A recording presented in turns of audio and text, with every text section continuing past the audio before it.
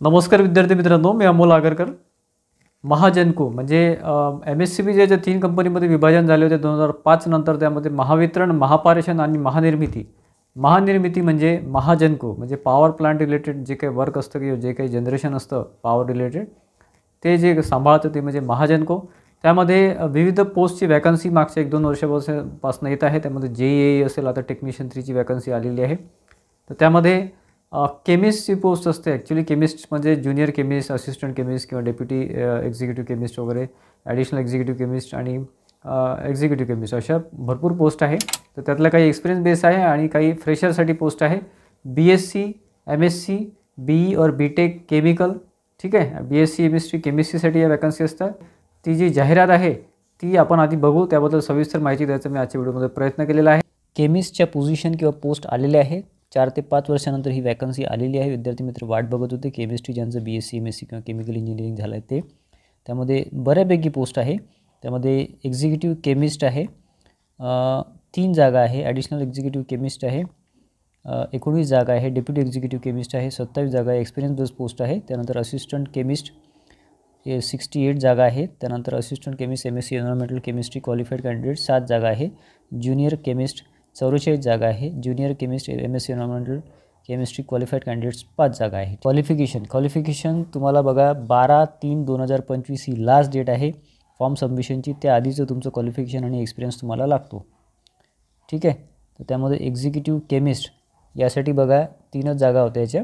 त्यामध्ये 97,220 हे तुमचं बेसिक पे आहे. बघा याच्यामध्ये अलाउन्सेस ॲड केल्यानंतर साधारण 2 लाखाच्या घरामध्ये ही सॅलरी जाते.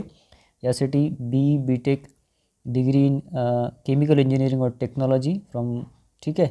आणि ऑरमध्ये बघा MSc chemistry in other organic, inorganic और एन्व्हायरमेंटल ब्रांच, ठीक आहे. हे पण चालेल तुमचं ऑरमध्ये आहे.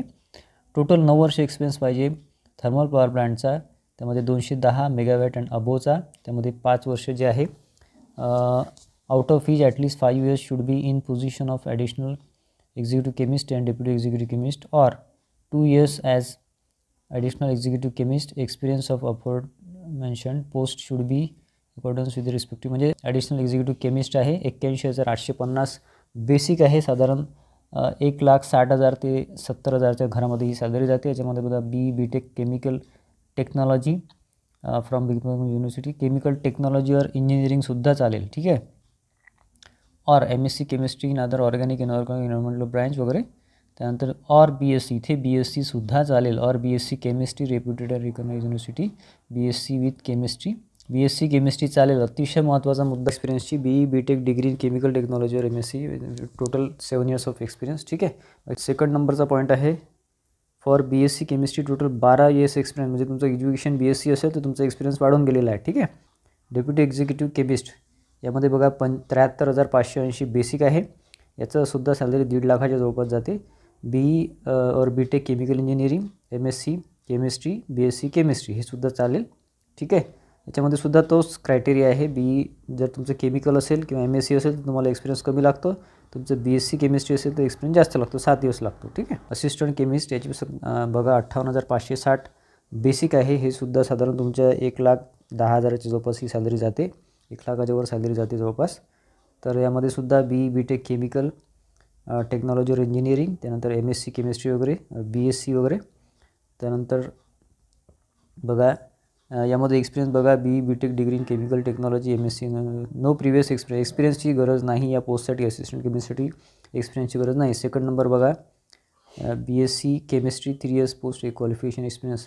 पोस्ट क्वालिफिकेशन एक्सपिरियन्स जो आहे तो तुम्हाला मी नंतर सांगेलच. दिलेलं आहे बघा. BScला 3 वर्ष एक्सपिरियन्स आवश्यक आहे, ठीक आहे. त्यानंतर ज्युनियर केमिस्ट ही टोटली फ्रेशरची पोस्ट आहे. ज्युनियर केमिस्ट हीच अतिशय महत्त्वाची पोस्ट आहे, फ्रेशरसाठी पोस्ट आहे. यामध्ये बघा 44,435चं बेसिक स्केल आहे. तर हे जे स्केल आहे हे साधारण तुमचं 80,000 ते 85,000च्या घरामध्ये जाते टोटल. म्हणजे डबल घ्यायचं असते ते, DA HR वगैरे सगळं अलाउन्सेस ॲड करून. यामध्ये सुद्धा तेच क्वालिफिकेशन BE और BTech केमिकल टेक्नॉलॉजी और इंजिनिअरिंग, MSc केमिस्ट्री और BSc केमिस्ट्री वगैरे, ठीक आहे. एक्सपिरियन्सची गरज नाही. त्यामध्ये एज लिमिट दिलेलं आहे. एज एक्झिक्युटिव्ह केमिस्टसाठी 40 years, महाजनकोचे तुम्ही एम्प्लॉई असेल तर 57 वर्ष लास्ट आहे त्याच्या म्हणजे तोपर्यंत चालेल. ठीक आहे. ॲडिशनल एक्झिक्युटिव्ह हे सगळं ओपनचे एज लिमिट आहे. डेप्युटी एक्झिक्युटिव्ह केमिस्टसाठी 38 आहे, असिस्टंट केमिस्टसाठी 38 आहे, ज्युनियर केमिस्टसाठी 38 आहे. हे ओपनचं आहे. बाकी OBC अदर कॅटेगरी असाल तर ते साधारण 5 वर्ष शिथिल म्हणजे 43मध्ये जाते. ठीक आहे. आता कास्ट वाईज तुम्हाला काय काय डॉक्युमेंट लागते हे सगळं दिले आहे, तुम्ही सगळं बघू शकता. फी स्ट्रक्चर काय आहे बघा. प्रत्येकाला इथे 800 रुपये लागेल फक्त ज्युनियर केमिस्ट आहे ओपन कॅटेगरीसाठी 500 रुपये आणि प्लस GST आणि 600 रुपये लागेल अदर कॅटेगरीजला आणि 300 रुपये लागेल junior chemist. How to apply, तुम्हाला ऑनलाईन अप्लाय करायचं आहे. खाली लिंक दिलेली आहे PDF किंवा तुम्ही ऑफिशियल साईट आहे mahajanko.in यावरसुद्धा अप्लाय करू शकता. आपला टेलिग्राम चॅनल आहे त्यावरसुद्धा आपण लिंकची हे दिलेली आहे, लिंक दिलेली आहे. सिलेक्शन प्रोसेस अतिशय महत्त्वाचा मुद्दा. सिलेक्शन प्रोसेस काय आहे बघा. सिलेक्शन प्रोसेसमध्ये तुमची ऑनलाईन टेस्ट होते.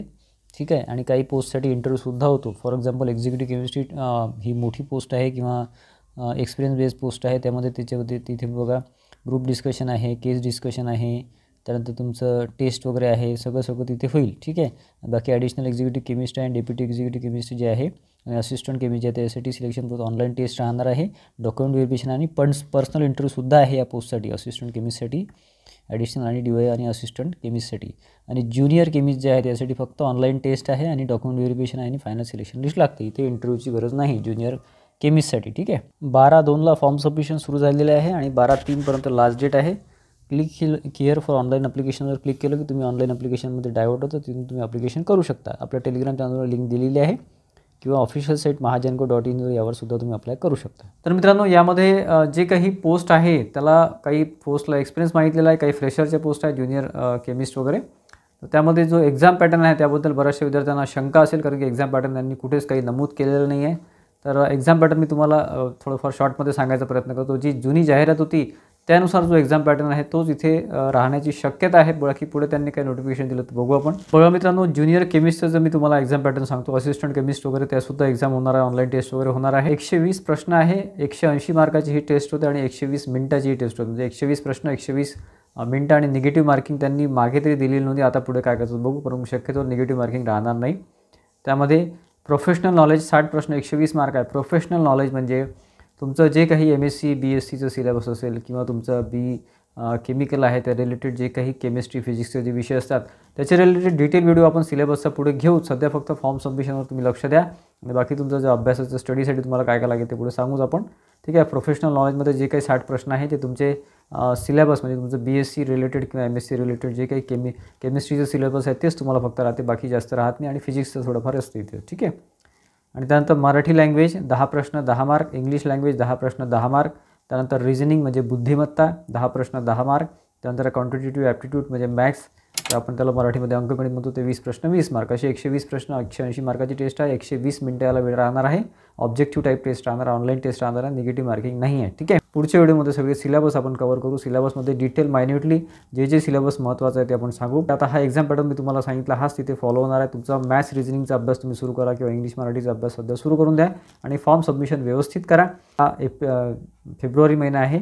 एप्रिलच्या आधी ही एक्झाम होणार नाही किंवा एप्रिलच्या पुढेच ही एक्झाम होईल. ठीक आहे. त्याच्यामुळे ते तयारीमध्ये राहा. बाकी या रिलेटेड जे महत्त्वाचे अपडेट्स आहे आपण ते पुढे आपल्या यूट्यूब चॅनलद्वारे म्हणजे इंजिनियर अमोल यूट्यूब चॅनलद्वारे देतच राहू. आपलं टेलिग्राम चॅनलसुद्धा आहे इंजिनियर अमोल, खाली डिस्क्रिप्शन बॉक्समध्ये लिंक दिलेली आहे, ते सुद्धा जॉईन करून ठेवा. त्यावरसुद्धा आपण या पोस्ट रिलेटेड बरेचसे अपडेट्स पुढे देणार आहे. आजचा व्हिडिओ आवडला असेल, बऱ्यापैकी चांगली न्यूज मिळाली असेल विद्यार्थ्यांना. या व्हिडिओला लाईक करा आणि जास्तीत जास्त विद्यार्थ्यांमध्ये शेअर करा. ज्यांचं BSc MSc केमिस्ट्री झाला आहे किंवा BTech केमिकल इंजिनिअरिंग झालेलं असेल त्यांना शेअर करा. आणि आपल्या चॅनलला सबस्क्राईब केलं नसेल इंजिनियर अमोल यूट्यूब चॅनलला तर सबस्क्राईब करून ठेवा, जेणेकरून जे महत्त्वाचे अपडेट्स पुढे आपण देणार आहे या पोस्ट रिलेटेड ते तुम्हाला मिळत राहतील. धन्यवाद मित्रांनो.